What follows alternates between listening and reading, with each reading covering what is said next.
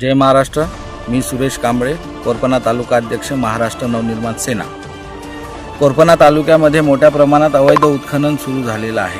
त्याचंच एक जिवंत उदाहरण म्हणजे आपल्याला हे कारवाजवळ आतमध्ये तलावाच्या मागे असलेलं मोठ्या लाखो मेट्रिक टन इथून मुरुम अवैध उत्खनन करून घेऊन गेले आहे। यामध्ये या संदर्भात 1 महिन्यापूर्वी आमचे मित्र यांनी तक्रार सुद्धा केली होती पटवारी यांच्याकडे। त्या अनुसरून यांनी चुना मार्किंग करून त्यावर कारवाई केली व इथल्या कारवा पोलीस पाटील यांच्या स्वाधीनते खनिज संपत्ती स्वाधीन केली आणि त्या संदर्भातला अहवाल तहसीलदार मॅडम यांना सुपूर्द केला।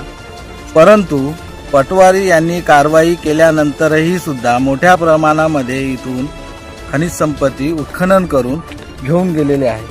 आपण पाहू शकता पटवाऱ्यांनी मार्किंग सुद्धा केलेली होती। हा लांब पस्तोर होता, हा पुरा इथपर्यंत घेऊन गेला आणि इथं कमसे कम 15 ते 20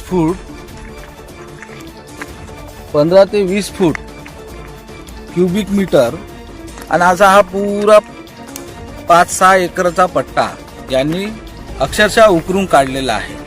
आणि एवढा लाखो टन जे महसूल आहे शासनाचा बुडाला। यावेळेस तहसील अधिकारी काय कारवाई करते याकडे आम्हा सर्वांचं लक्ष लागलेलं आहे। आम्ही वारंवार तक्रारी करतो, पण तक्रारीचं निवारण होताना आम्हाला कुठं दिसत नाही। आत्ताच नेमकं विधानसभेमध्ये प्रकरण गाजलं। माजी मंत्री सुधीर भाऊ यांनी म्हटलं की वाळू ही रगडता ते लगडे, हे आम्हाला शाळेत शिक्षणात एका बोर्डावर वाचायला मन होती, परंतु त्यांनी अक्षरशः आम्हाला दाखवलं की वाळू ही रगडता किंवा माती ही रगडता आता नोटाचे बंडल पडतात, हे त्यांनी विधान भवनात सांगितलं। त्याचीच प्रचिती आज आपल्याला कोरपना तालुक्यातील कारवा गावाजवळ दिसून पडलेली आहे। मार्किंग तहसीलदाराने मार्किंग केल्यानंतरही माल जेव्हा उचलून नेतो तो चोरी मोठ्या प्रमाणात सुरू आहे। याच्यावर महसूल अधिकाऱ्यांचं दुर्लक्ष मोठ्या प्रमाणात आहे। माझी याच प्रकरणावरून, या बातमीवरून किंवा या निवेदनावरून माझी फक्त महसूल विभागाला एकच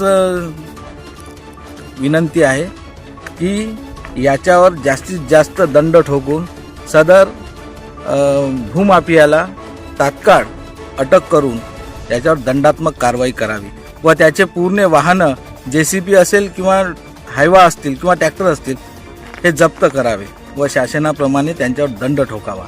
जय महाराष्ट्र।